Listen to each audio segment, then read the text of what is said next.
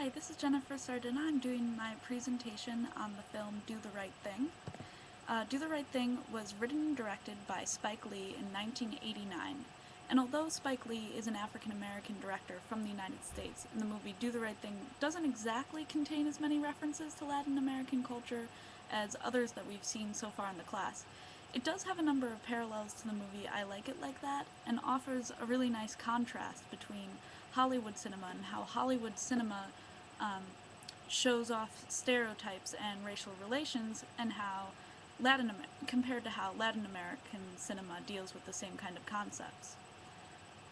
In both films, I Like It Like That and Do the Right Thing, the directors demonstrate racial stereotypes and offer a really intriguing comparison in the different ways they present racial and gender conflict in a mixed ethnicity city environment. In I Like It Like That, it takes place in the Bronx, and Do the Right Thing, this takes place in Brooklyn. Both movies contain Puerto Rican characters and exaggerate stereotypes based on ethnicity. Do the Right Thing is a story about an exploding sort of racial conflict occurring in Brooklyn. This conflict is between the African American members of the community and the Italian Americans who run a pizzeria called Sal's Pizzeria. In the story, an African American, Radio Rahim, he's called Radio Rahim because he carries his boombox around with him everywhere he goes, playing Fight the Power on repeat. He ends up attacking the pizzeria owner, Sal, because Sal smashes his boombox with a bat when he brings it into the shop too many times because of the noise. And after Radio Rahim attacks him, the police end up getting involved, and they're obviously the Anglo-Caucasian police, and they're very biased. They're very racially biased, and throughout the whole movie they're judging the other races, and in this scene, in an act of brutality, they end up killing Radio Rahim by suffocating him, sort of similar to in Bus 174, the end of that, a sort of similar act of brutality. And the African American community responds to this by rioting against the pizzeria, burning it down eventually, which ends up provoking further violence from the racially biased police force. One of the similarities between Do the Right Thing and I Like It Like That is how both movies portray the young, struggling Afro-Latina mother. In Do the Right Thing, this is the main character Mookie's girlfriend, whose name is Tina, and she's struggling to raise her son without much assistance from Mookie, kind of like a similar situation to Lisette, and I Like It Like That. Both of them are very similar women. They're very strong-willed, but they're both frustrated with raising these children pretty much on their own, and they both have to deal with overbearing mothers. In the case of Tina, she's dealing with her own mom, and in the case of Lisette, she's dealing with her mother-in-law.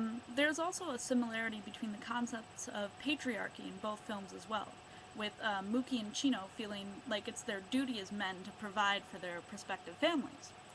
Though one main striking difference, like the main difference between the two movies, is how each of them exaggerates racial stereotypes.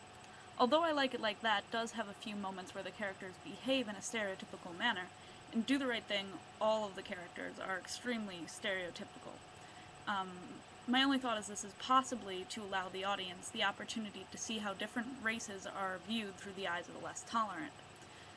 For example, the Italian American, Sal, and his two sons follow almost every Italian stereotype you could think of. They own a pizzeria, they use excessive hand gestures when they talk, they obviously have extremely strong family bond, but end up fighting very loudly and a lot. And the son Pino is very, very intolerant of all non-Italian races. Let's see. And then the Koreans as well are a very good example of this over-exaggerated stereotype. They own a convenience store, and then the running joke is that they may be smart, but they can't speak English very well. And the Puerto Ricans are shown as being both lazy and abrasive, where they hang out on the side of the street all day and they don't work, and all they do is harass people as they pass by. And despite having an African American director, even the African Americans are portrayed quite harshly. The majority of the black characters don't have jobs, and some of them, like Buggin' Out, are portrayed as excessively confrontational. Buggin' out originally gets into an argument at the beginning of the film with Sal because he doesn't like that the pictures on the wall at the pizzeria are of Italian Americans and don't include any African Americans. And then later on in the film, he gets into another altercation. This is with a Caucasian man who accidentally scuffs Buggin' Out. He has these white shoes, and the guy walks past and accidentally scuffs them, and Buggin' Out kind of blows up and gets all up in his face. And it seems clear as the movie progresses that the director, Spike Lee, is doing this on purpose, especially in conjunction with, there's a section in the middle of the movie where one character from each of the ethnicities just gets in front of the camera and starts shouting a bunch of racial slurs about one of the other ethnicities, just all the racial slurs they could possibly think of to describe the other ethnicity. The film Do the Right Thing deals primarily with racism and stereotypes in a way that encourages the audience to sort of understand where this racism emanates from, to see how different ethnicity is perceived by the others, while at the same time showing the negative consequences associated with this bigotry and condemning this judgmental attitude in general. Do the Right Thing presents a very sharp contrast to Latin American cinema, dealing with the same concepts of race relations, but from a much different Hollywood mainstream perspective. It actually it follows the semiotics of stereotypes that Berg discusses in Chapter 2 of Latino Images in Film, portraying all the different races sort of as others, like others who are outside the realm of social norms. The movie's usage of over-the-top exaggeration, as I was talking about these stereotypes, forces the audience to really think about these generalizations and where they originated from, kind of explaining the interracial violence while not condoning it.